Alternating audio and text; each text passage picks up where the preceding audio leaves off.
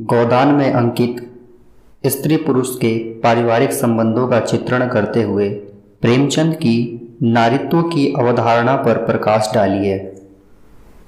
गोदान में लेखक ने जिन दो मुख्य विषयों पर अपना ध्यान केंद्रित किया है वे हैं, पहला, भारतीय किसान के जीवन में त्रासदी तथा नारी का शोषण, उत्पीड़न और उसकी दयनीय स्थिति। नारी जीवन और चरित्र के विविध पक्षों को प्रस्तुत करते हुए लेखक ने इस बात की तलाश करता हुआ दिखा है कि वह सच्चा नारीत्व किन बातों में है, नारी का आदर्श रूप क्या है। प्रेमचंद अपने लेखन में आरंभ में ही नारी जीवन की समस्याओं, बाल विवाह, विधवा, वेश्या, पुरुष प्रधान समाज तथा नारी के उत्पीड़न, शोषण आदि पर विचार करते हुए दिखाई देते हैं। उनके उपन्यास देव प्रस्थान रहस्य, प्रेमा, सेवा सदन, निर्मला, गबन तथा अनेक कहानियों में नारी जीवन के विविध पक्षों और समस्याओं पर प्रकाश डाला गया है। गोदान में उन्होंने स्त्री पुरुष के बीच संबंधों के 3 स्वरूप प्रस्तुत किए हैं। पति पत्नी के बीच संबंध, स्त्रियों और रखेल के रूप में रखकर उसका आर्थिक एवं यौन शोषण करने वाले पुरुषों तथा स्त्री के बीच संबंध, तीसरा, प्रेम के लिए विवाह को अनावश्यक मानने वाले स्त्री पुरुष के बीच संबंध। पहला है पति पत्नी के बीच का संबंध। गोदान की कथा मुख्यतः ग्रामीण जीवन की कथा है। गांवों में ही नहीं, नगरों में भी विवाह को पारिवारिक जीवन की महत्वपूर्ण घटना तथा दाम्पत्य जीवन को समाज की धुरी माना जाता है। प्रेमचंद की सदगृहस्थी के जीवन के आदर्श जीवन मानते हैं और दाम्पत्य सूत्र को पवित्र बंधन। गोदान में होरी, धनिया, हीरा झुनिया, खन्ना गोविंदी के संबंध पति पत्नी के हैं। ग्रामीण दंपतियों जैसे होरी धनिया, हीरा पुनिया गरीब, शोषण, अन्याय, अत्याचार, भुखमरी तथा अभावों के दर्द को साझा पारिवारिक दर्द समझकर झेलते हैं। पति पत्नी में कलह, बहस, विवाद, मतभेद, यहाँ तक कि मारपीट भी होती है। कई दिन तक एक दूसरों में बातचीत नहीं होती, पर इनके कारण दोनों के संबंधों में न कोई दरार आती है, न वे टूटते हैं और पारिवारिक विघटन या तलाक नहीं होता। वे अपने बीच किसी तीसरे का हस्तक्षेप नहीं सहन करते, आपस में मिलजुल कर झगड़े को सुलझा लेते हैं। शहर जाते समय मार्ग में लड़ते झगड़ते पति पत्नी को जब गोबर पत्नी का पक्ष लेता है तो युवती कहती है, तुम क्यों लड़ाई करने पर उतारू हो जी, अपनी राह क्यों नहीं जाते? यहाँ कोई तमाशा है? हमारा आपस का झगड़ा है, तुमसे मतलब। गोबर झुनिया के बीच भी झगड़ा होता है। होरी भी धनिया को पीटता है, पर कुछ दिन बाद पति पत्नी में समझौता हो जाता है।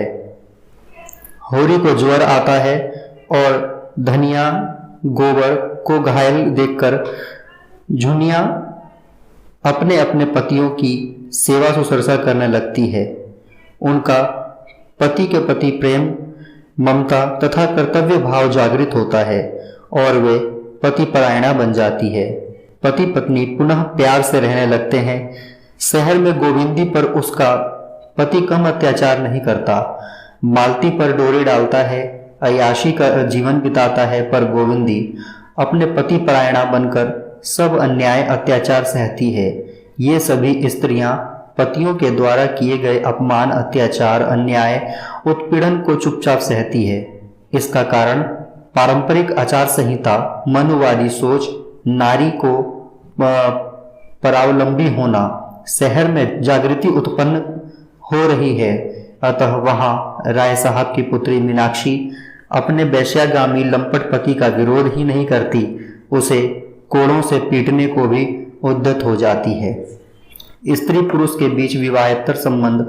प्रेमचंद उच्च वर्ग के पुरुषों में निम्न जातियों की स्त्रियों के प्रति कुत्सित दृष्टि, उनके द्वारा यौन संपन्न एवं रूपवती युवतियों के यौन शोषण से परिचित थे और उसके कारण नारी की यातना को समझते थे, उनके प्रति सहानुभूति भी रखते थे। गोदान में पटेश्वरी विधवा कहारिन को रखेल बनाए हुए है। राय साहब का कारिंदा नोखेराम भोला भी विवाहिता पत्नी को रखकर अपने घर में रख लेता है और पुरोहित दाता दिन का बेटा माता दिन निम्न जाति की चमार युवती सीलिया पर डोरे डालकर बहला फुसलाकर उसके साथ शारीरिक संबंध जोड़ लेता है, पर ब्राह्मण होने के गर्व में वह विवाह नहीं करता। वह उसे मन बहलाने का खिलौना, भोग्या और दासी समझता है। वह रात दिन हाड़ तोड़ परिश्रम करती है, उसे विवाहित पति की तरह मानकर उसकी सेवा करती है, परंतु माता दिन अपने ब्राह्मणत्व पर गर्व करता है और उसका पकाया भोजन नहीं खाता और ना ही उसे अपनी पत्नी का अधिकार देता है। जब अनाज के ढेर पर से एक सेर अनाज वह देने लगती है तो वह बिफर उठता है और क्रोध में आग बबूला हो उसे भला बुरा कहता है और धमकी देता है। नहीं, तुझे कोई अख्तियार नहीं, काम करती है खाती है, तू चाहे कि खा भी और लुटा भी, यहाँ यह न होगा। तुझे यहाँ पर पड़ता हो तो कहीं और जाकर काम कर। इस अपमान को सहकर भी सिलिया मौन रहती है। माँ और भाइयों के कहने पर भी अपने घर और अपनी बिरादरी में नहीं लौटती। इसका कारण यह है कि वह परंपरा से ये सब अत्याचार, अनीति, अन्याय को देखती आ रही है और भाग्यवाद, जन्म सिद्धांत तथा कर्मफल सिद्धांत में विश्वास रखती है। उसे न रखेल बनकर रहने में दुख है और न अपमानित होने पर वह लज्जा का अनुभव करती है। प्रेमचंद सिलिया को यौन शोषण और आर्थिक शोषण का विरोध करते नहीं दिखाते। वह शोषण के आगे समर्पित करती है, सिर झुकाकर चुपचाप सब कुछ सहन कर लेती है। परिस्थितियों से समझौता करने के अतिरिक्त उसके पास अन्य और कोई विकल्प भी तो नहीं है। स्वच्छंद प्रेम संबंध। मालती मेहता के बीच संबंध को स्वच्छंद प्रेम का संबंध कहा जा सकता है। मेहता का लाख तर्क देने और चापलूसी की बातें करने के बावजूद मालती अविवाहित रहने के अपने निश्चय पर दृढ़ रहती है। मित्र बनकर रहना स्त्री पुरुष बनकर रहने से कहीं सुखकर है। गोविंदी भी उसकी इस निर्णय के लिए सराहना करती है। बहुत अच्छा कहती है, जो ब्याह नहीं करती, अभी सब उसके गुलाम है, तब वह एक की लौंडी होकर रह जाएगी।